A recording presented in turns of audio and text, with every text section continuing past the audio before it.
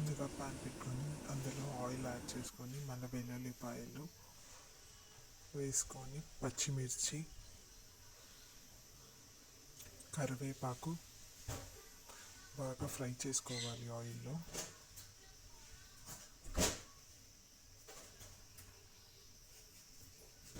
Next కొబ్బరి ముక్కలు,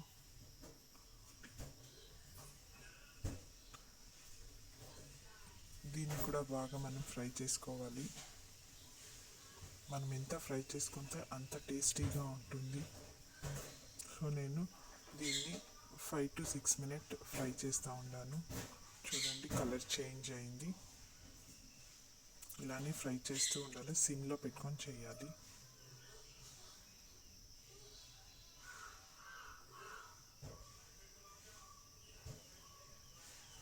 next అలానే చింతపండు వేసి మరి ఒక 3 నిమిషాలు ఫ్రై చేసుకోవాలి.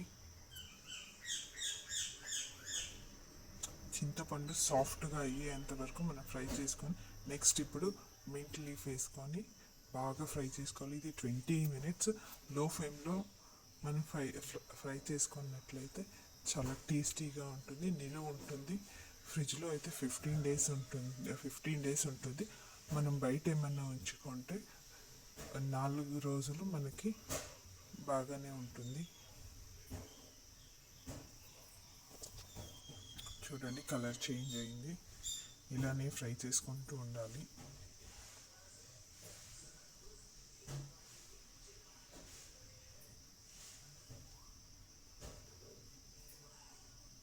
చూడండి అన్ని కలర్ చేంజ్ అయింది. చూడండి వెల్లుల్లిపాయ ఎలా చేంజ్ అయింది. చూడండి పచ్చిమిర్చి కూడా ఎలా చేంజ్ అయింది. చూడండి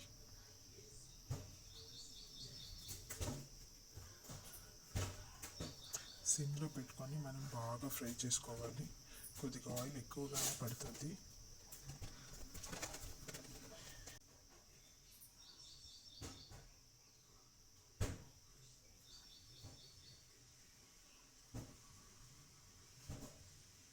చూడండి కలర్ చేంజ్ అయింది.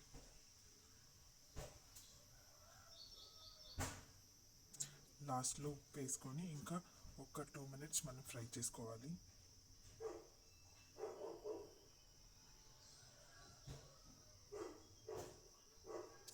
లాస్ట్లో ఎందుకు ఉప్పు వేస్తామంటే కలర్ చేంజ్ కాకుండా ఉంటుంది. మీకు లాస్ట్లో చూపిస్తాను నేను ఇలా ఉంటుంది అని. చూడండి దీంట్లో మింట్ ఎలా ఫ్రై అయింది, ఇంకా ఫ్రై అవ్వాలి అది.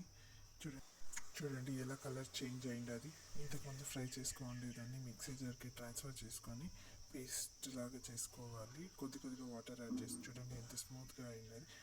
ఇప్పుడు మనం రెడీ టు టేస్ట్ పుదీనా చట్నీ రెడీ అయింది. అది గ్రీనిష్లో కనపడుతుంది. Thank you for watching.